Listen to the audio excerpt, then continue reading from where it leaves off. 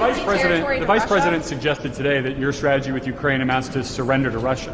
How do you respond to that? No, I don't think so. I don't think so. And it's not a surrender. What my strategy is to save lives. I want to save lives. Millions of people are dead. Millions more than they even think about.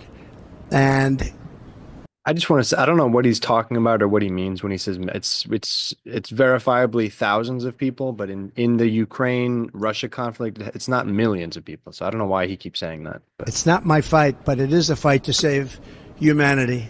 That is a terrible. Let me explain. That is a terrible war that would have never happened, and it didn't happen.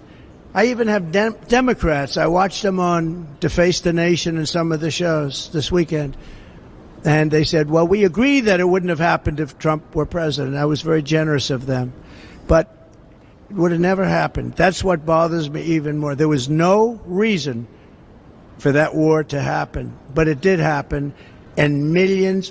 It did happen, and you don't know that it wouldn't happen under your watch, or you can maybe make the assumption because Putin has an incentive for things to go badly when there's a Democrat in office and for things to go swimmingly when there's an authoritarian like Trump in office because it's more destabilizing for Western democracy and better for Putin's long-term interests. So whatever he can do to encourage Democrats looking bad and Republicans looking good, he would do.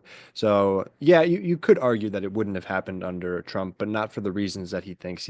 He would say that it's because he's so strong and because he's so intimidating that Putin wouldn't have done it. No, it's because he's such a destabilizing, chaotic force that could lead to, the fabric of democracy coming apart in the West. That's why he would prefer to have Trump in and prefer to have Trump looking good rather than Joe Biden and Kamala Harris. People are dead, including soldiers from both sides. It's so sad to see it. And I'll meet with President Zelensky and we'll see what happens. But I believe I can work that out. Would you encourage? It would have been, I will say this, it would have been a lot easier to work out prior to the start. And Putin never, ever even thought about going in. And it was the apple of his eye. I knew him very well, had a very good relationship, despite the Russia hoax. It was a total hoax. But we had a very good relationship. Fortunately, otherwise we could have ended up in war over that. It's very dangerous. You know, when you make up stories like that, it's very dangerous. The laptop from hell was very dangerous.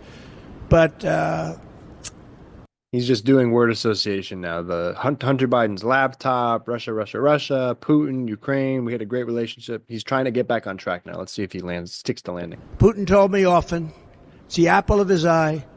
But I said, if he told him, is he admitting that he knew that Putin was planning to do this, like that Ukraine was the apple of his eye or something? I mean, this is obviously a made up story, but if that's true, then that's pretty alarming. And, why didn't he do something about it? And why didn't he say something about it?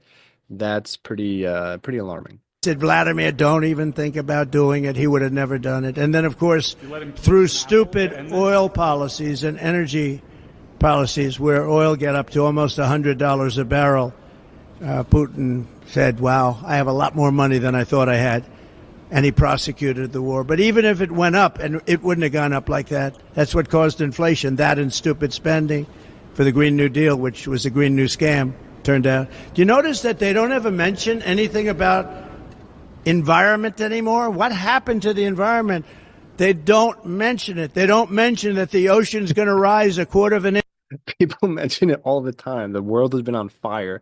There's record, heat indexes all over the South and all over Florida and all over the Northeast and all over the world. There's clearly a climate disaster happening. The scientists are ringing the alarm, and we are still not doing enough to address it. So yeah.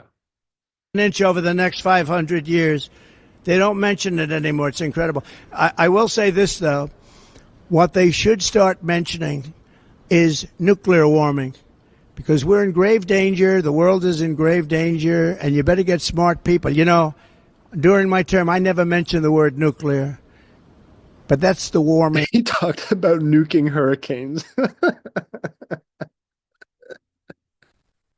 I never mentioned the word nuclear. He didn't even say that. He literally talked about throwing a nuke into a hurricane to break it up. He talked about nuclear war all the time. He continues to talk about it. He's talked about nuclear energy. I mean, I don't, what is he even talking about? During my term, I never mentioned the word nuclear, but that's the warming that you're going to have to be very careful with. And we're very close to World War III, whether it's the Middle East or that. October 7th would have never happened. Iran had no money. I guess that's probably why you hear the stories about Iran. Only a consequential president would have this happen. Only a consequential president. But Iran would have made it. I guess he's talking about the apparent assassination attempts that are coming from Iran. That only those would happen to a consequential president. If anyone is going to bring us closer to the brink of World War III, it's this guy right here on the screen.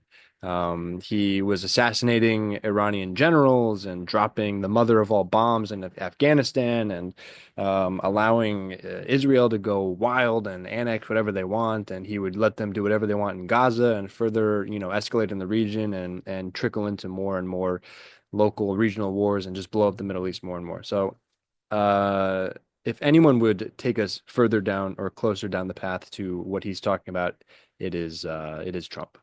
To deal with us, it would have been a great deal for them. The only thing is they cannot have nuclear weapons, and we would have had it because Iran had no money during my administration. They were broke, and they would have made a deal, and they would have been happy, and they would have had an unbelievable civilization. But it didn't work out that way because of a thing that was very sad to watch. That was the election, a very sad thing to watch. Would you still make a deal with them now? Very sad for you, Mr. Trump. Ay, ay, ay.